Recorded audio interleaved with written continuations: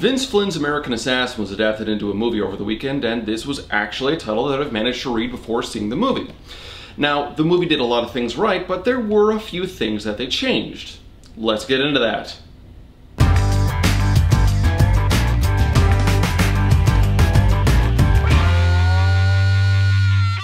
The movie stars Dylan O'Brien from The Maze Runner as Mitch Rapp, the main character of the story, and Michael Keaton as Stan Hurley, who runs the CIA Black Ops training site that Mitch goes to in order to become an agent. The story follows Mitch Rapp, enraged at the terrorists who murdered his girlfriend in front of him, literally minutes after proposing to her.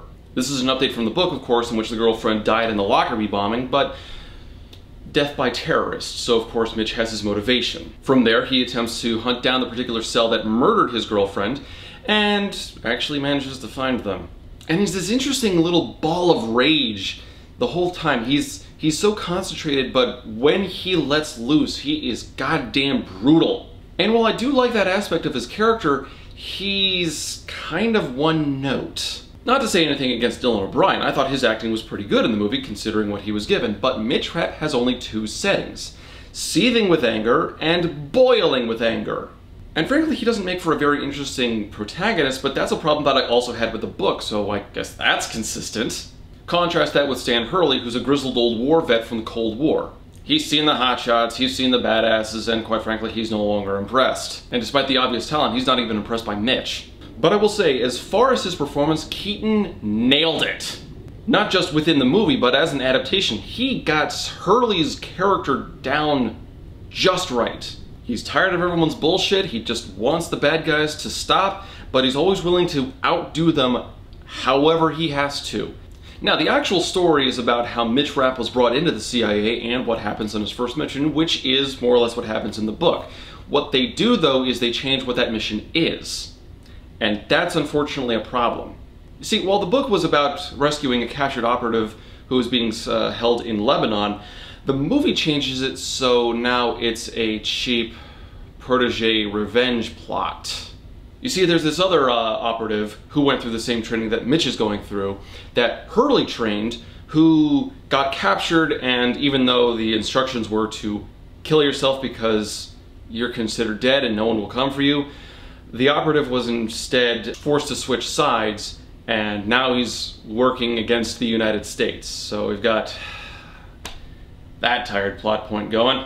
So with Mitch coming into the picture, of course, it's the new protege versus the old protege, and oh my god, we've seen this so many times before, why would you change that? I mean, it's not like the elements weren't there, because a lot of the things were done correctly in this movie. A lot of the technicals were good, the fight scenes were good, the cinematography was good, the acting was good, pretty much all around. It's just that it got bogged down by this overused plot, and Mitch Rapp's not that interesting a character to me. That's not to say that someone else might not like him, but maybe I'm getting to that point in a critic's life where everything's becoming the same and he just wants something different.